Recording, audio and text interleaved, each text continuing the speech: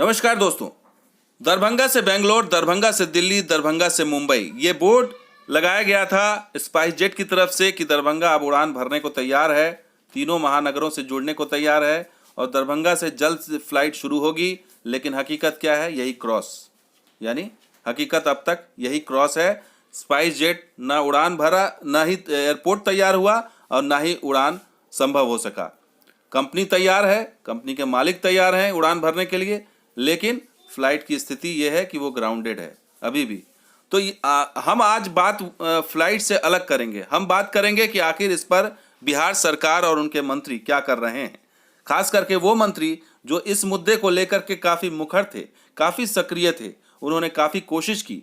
लेकिन हकीकत क्या है? हकीकत यही है कि डेडलाइन पर डेडलाइन बढ़ती चली गई।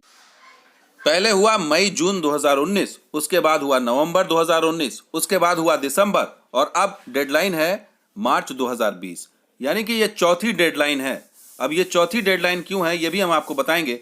लेकिन हम बात कर रहे हैं संजय झा जी। संजय झा जी जो मंत्री हैं बिहार सरकार के, उन्होंने बहुत कोशिश की, लेकिन अब वो कोशिश एक बार फिर सामने आई है इस नज़रिए से कि वो इसके नाम को लेकर के चिंतित हैं और उन्होंने ये बात कही है कि विद्यापति के नाम पर मुहर लगा चुकी है सरकार और इस पर उन्होंने आधिकारिक बयान दे दिया है कि अब ये नामकरण जो है वो विद्यापति ही होगा। ये नाम जो है पहले से ही तय था कि विद्यापति एयरपोर्ट ही होगा और इसमें किसी को कोई आपत्ति नहीं थी। लेकिन मंत्रिमंडल सचिवालय नागरिक विमानन विभाग के प्रभारी मंत्री की हैसियत से संजय झा जी ने बताया, विधानसभा में ये आधिकारिक जानकारी दी कि जो है इसका नाम कोकिला विद्यापति के नाम पर, मैथिल कोकिला विद्यापति के नाम पर रखा गया है और इस पर केंद्र सरकार ने भी सहमति दे दी है। तो सवाल ये है कि नाम तो चल ही रहा है, ठीक है, नाम अच्छी बात है, लेकिन काम का क्या होगा? और साथ ही साथ उन्होंने ये भी कहा कि एयरपोर्ट से लोगों को बड़ी उम्मीदें हैं। हालांकि ये उम्मीद कब पूरी होगी ये संजय झा जी ने नहीं बताया।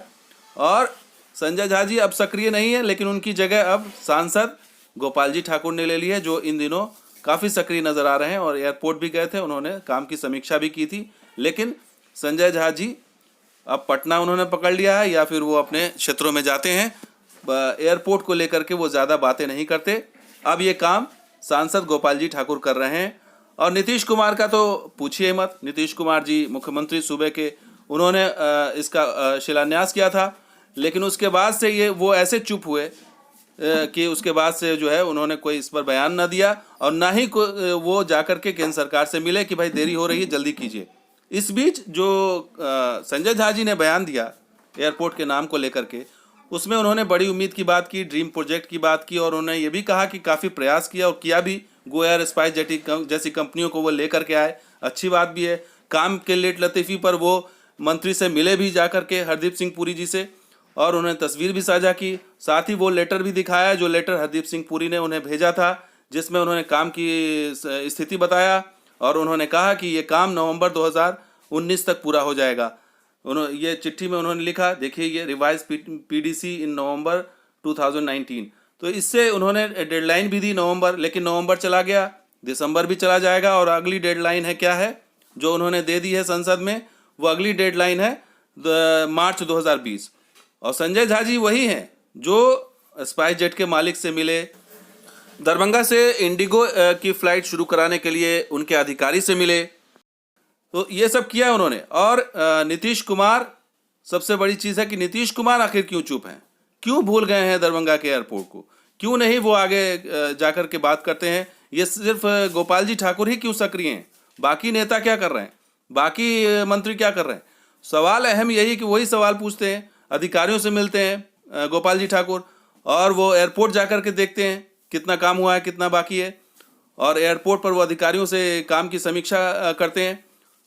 तो सवाल यही है कि आखिर एक आदमी ही क्यों कर रहा है ये चीज़, और सिर्फ बिहार सरकार क्यों अपना हाथ पल्ला झाड़ रही है? बिहार सरकार की क्या जिम्मेदारी नहीं है कि एयरपोर्ट को जल्द से जल्द चालू कराया जाए?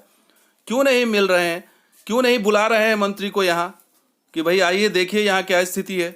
तो सवाल दोस्तों कई हैं, लेकिन जवाब किसी के पास नहीं है। कोई चुप है, कोई बोल रहा है, कोई घर में है, कोई देख रहा है। तो स्थिति यही है कि आगे क्या होगा ये भगवान ही मालिक है। तो दोस्तों ये वीडियो कैसा लगा जरूर लाइक कीजिए, शेयर कीजिए, कमेंट कीजिए, सब्सक्राइब कीजिए। कुछ और वीडियो के साथ हाजिर होंगे। आप देखते रहिए दरभंगा रॉक्स। शुक्रिया, धन्यवाद।